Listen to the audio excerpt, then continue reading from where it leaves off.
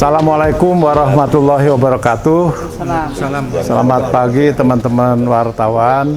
Ada beberapa yang perlu kita jelaskan terkait dengan P3K. Yang pertama, saya perlu tegaskan bahwa rekrutmen CPNS dan rekrutmen P3K itu adalah kewenangannya pemerintah pusat.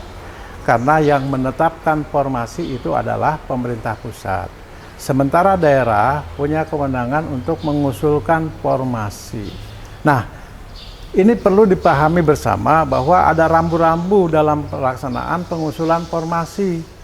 Yang pertama, kita harus menelaah dari sisi keuangannya dulu. Itu amanat dari Undang-Undang Nomor 1 Tahun 2022 tentang hubungan antara hubungan keuangan pemerintah pusat dengan keuangan pemerintah daerah. Ya, di situ juga dijelaskan bahwa daerah harus menganggarkan untuk belanja pegawai tidak boleh lebih dari 30% komposisinya dari APBD. Nah, ini harus menjadi dasar karena rekrutmen itu juga berdampak pada pengelolaan keuangan harus dibayar, mereka itu kan begitu. Kita sekarang belanja secara keseluruhan kita ada pada posisi 31,79%.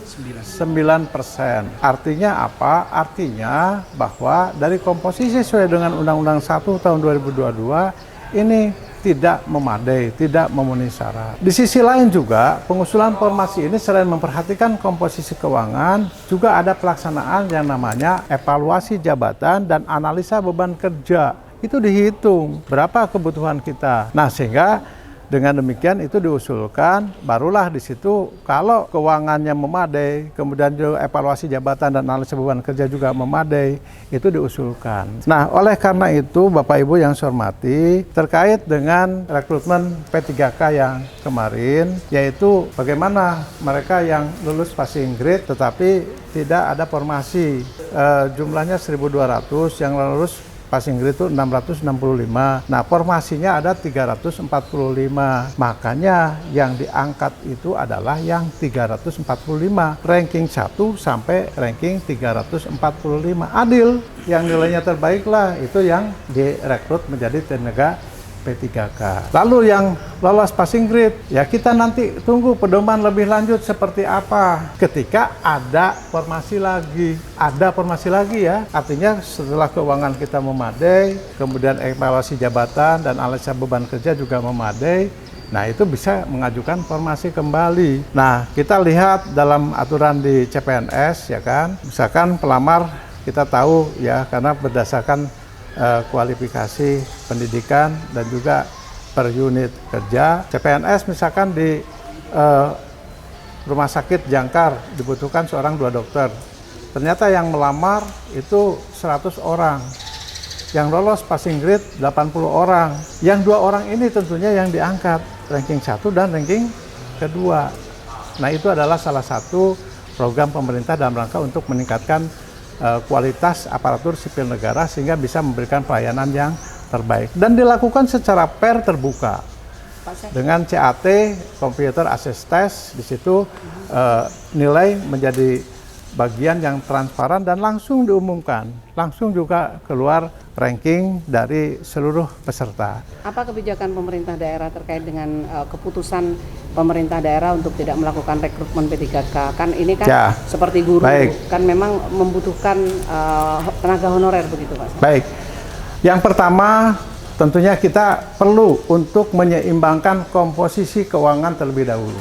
Kita akan mengoptimalkan pendapatan kita sehingga komposisi 31,79% ini bisa turun di bawah 30% ya, dengan meningkatkan pendapatan.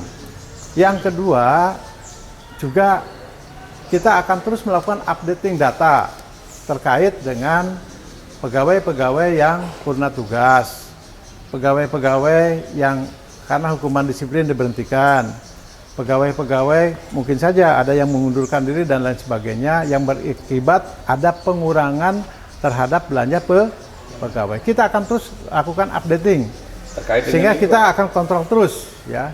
Kemudian yang ketiga terkait dengan pegawai yang sudah ada sekarang tentunya juga akan diadakan rasionalisasi penempatan mereka.